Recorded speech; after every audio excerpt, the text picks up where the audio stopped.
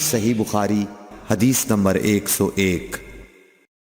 عورتوں نے رسول اللہ صلی اللہ علیہ وسلم سے کہا کہ آپ سے فائدہ اٹھانے میں مرد ہم سے آگے بڑھ گئے ہیں، اس لیے آپ اپنی طرف سے ہمارے وعظ کے لیے بھی کوئی دن خاص فرما دیں۔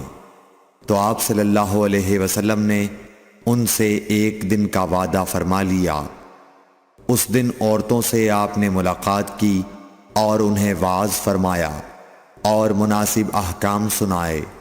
جو کچھ آپ صلی اللہ علیہ وسلم نے ان سے فرمایا تھا اس میں یہ بات بھی تھی کہ جو کوئی عورت تم میں سے اپنے 3 لڑکے آگے بھیج دے گی تو وہ اس کے لیے دوزخ سے پناہ بن جائیں گے۔ اس پر ایک عورت نے کہا اگر 2 بچے بھیج دے؟ آپ نے فرمایا ہاں، اور 2 کا بھی یہ حکم ہے۔ صحیح بخاری حدیث نمبر 103۔ نبی کریم صلی اللہ علیہ وسلم نے فرمایا کہ جس سے حساب لیا گیا اسے عذاب کیا جائے گا۔ حضرت عائشہ رضی اللہ تعالی عنہا فرماتی ہیں کہ یہ سن کر میں نے کہا کہ کیا اللہ نے یہ نہیں فرمایا کہ ان قریب اس سے آسان حساب لیا جائے گا؟ رسول اللہ صلی اللہ علیہ وسلم نے فرمایا کہ یہ صرف اللہ کے دربار میں پیشی کا ذکر ہے، لیکن جس کے حساب میں جانچ پڑتال کی گئی سمجھو وہ غارت ہو گیا۔ صحیح بخاری حدیث نمبر 104۔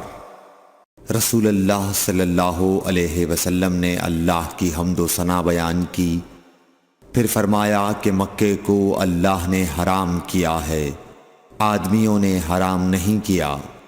تو سن لو کہ کسی شخص کے لیے جو اللہ پر اور یوم آخرت پر ایمان رکھتا ہو جائز نہیں ہے کہ مکے میں خون ریزی کرے یا اس کا کوئی پیڑ کاٹے۔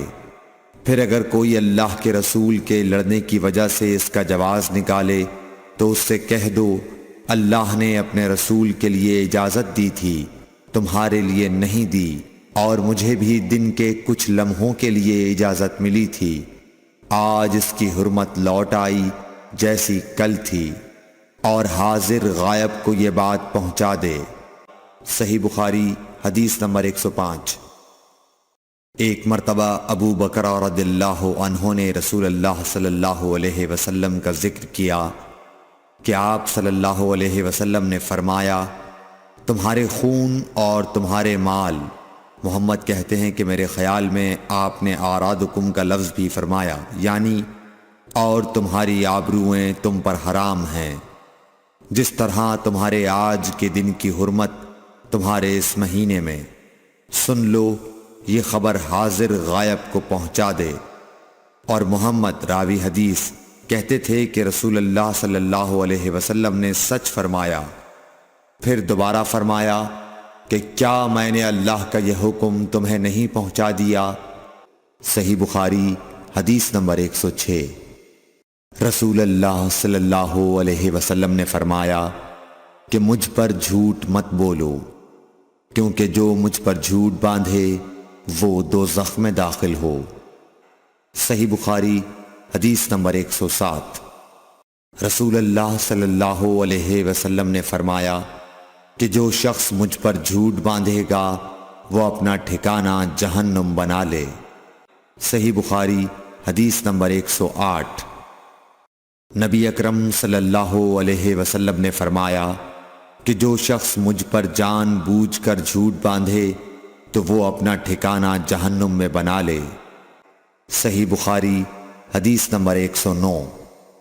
رسول اللہ صلی اللہ علیہ وسلم نے فرمایا کہ جو شخص میرے نام سے وہ بات بیان کرے جو میں نے نہیں کہی تو وہ اپنا ٹھکانہ جہنم میں بنا لے۔